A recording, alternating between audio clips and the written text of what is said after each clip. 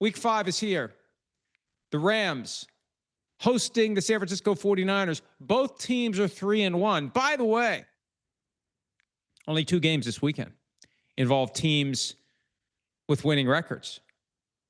The other one is the Buccaneers and the Seahawks, which isn't moving from 4:05 p.m. Eastern on Sunday. There was a chance it was going to slide later into the day by 90 minutes to 150 minutes. That's 2.5 hours. For those of you who, like me, sat down and said, what the hell is 150 minutes? The Bucs and the Seahawks are wearing the badass original uniforms too. Bucs taking on the road. Bucko Bruce is making the trip to the Pacific Northwest. That's a pretty big deal. That should be a 425 game, not a 405 game. Both teams are 3-1. Tonight, both teams are 3-1. The 49ers, by the way, are 2-0 in the division so far this season. Last year, they were 1-5. Now, they've been besieged with injuries this year, but they're 3-1. The Rams are 9-3 in division games since the start of the 2023 season. 3 straight wins by the Rams over the 49ers. One thing I noticed coming out of LA's win over the Colts 27-20, capped by an 88-yard touchdown pass from Matthew Stafford to Tutu Atwell when the Colts had 10 defensive players on the field. They're moving Jared Verse all over the place. And that was a new development. Chris Shula, the defensive coordinator, told reporters earlier this week that they'd done it a couple of times, but this was full-blown Jared Verse, chess piece, lining up over the center, looking at the center's fingers, trying to time the snap to do a bull rush, flipping spots with Byron Young, creativity, and the opportunity to create mismatches and just the opportunity to strike fear in the hearts of the offensive linemen who are wondering, is he going to line up over me on this play? So if you watch for no other reason tonight, tune in to see what they do with number 0, Jared Verse, because he's a force. He's a menace in a good way for the LA Rams. Bad way for the teams that they face. Mac Jones is getting the start tonight because Brock Purdy is out. This, folks, and I've mentioned in the context of the reduction of overtime from 15 minutes down to 10, that the reason they did that was to prop up Thursday night football, short week football, at a time where there was a debate over whether or not football should continue on a Sunday to Thursday turnaround. Bucs played 73 minutes against the Raiders on a Sunday, had to play the Falcons on Thursday night. That was a thing at a time when the PR battle was still being waged over Thursday night football. I mentioned a few weeks ago, one of the reasons Colin Coward and I had a little bit of a falling out, and he hasn't invited me on his program in years. I haven't been sitting around turning a light on and off waiting. But he had the commissioner on talking about Thursday night football, propping up Thursday night football, and he had the audacity to say that Thursday night football is actually better than Sunday football.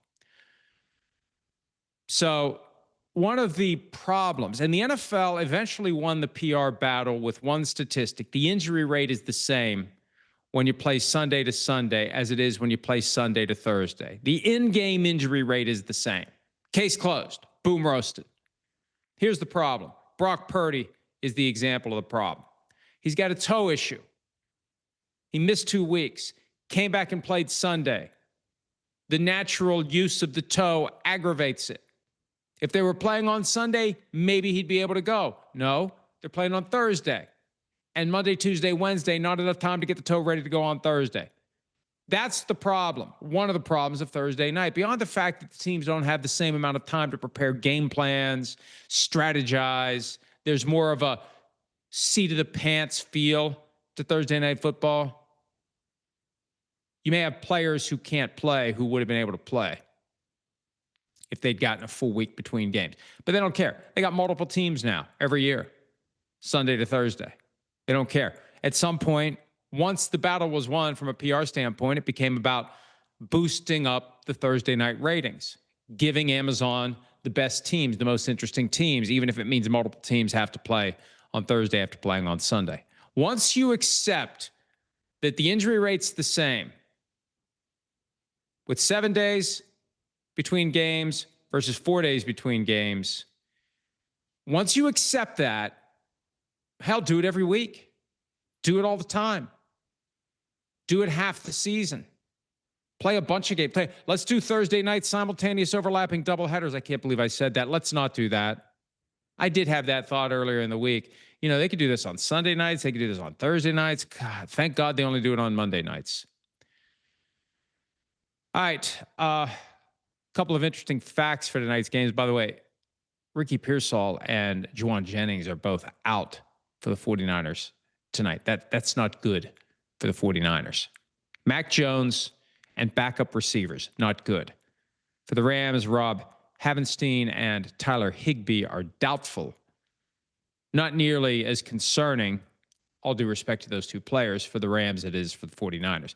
Christian McCaffrey for the 49ers is the third player to have 60-plus rushing attempts and 30-plus catches through a team's first 4 games of a season in NFL history. That's a hell of a workload.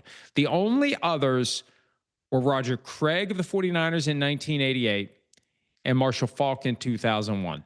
Both players won Offensive Player of the Year in those seasons. And I'm assuming somewhat riskily that those are the same years in which Craig and Faulk had 1,000 yards rushing and 1,000 yards receiving, the only two to do it before McCaffrey did it one of his years in Carolina.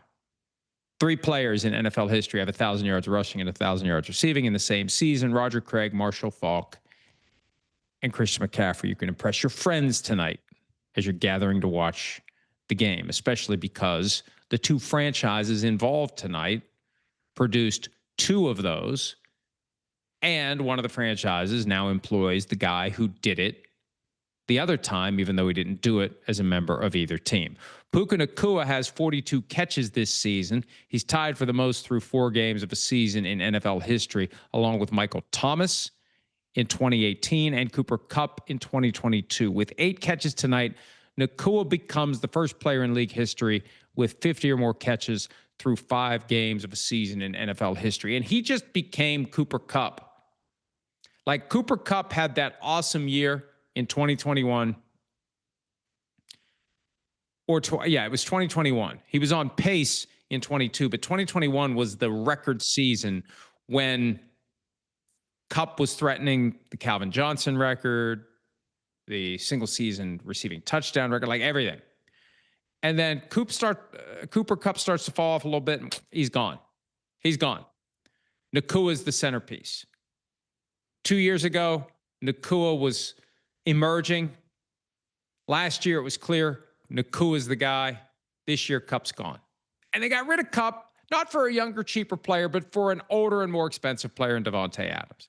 It's hard to get Davante Adams, Tutu Atwell, other guys involved in the passing game when Nacua is so reliable and Matthew Stafford leans on him so heavily. All right, that's Thursday Night Football. Hi, it's Mike Florio. Thanks for watching PFT on YouTube. Hit subscribe for the latest news and analysis from Pro Football Talk.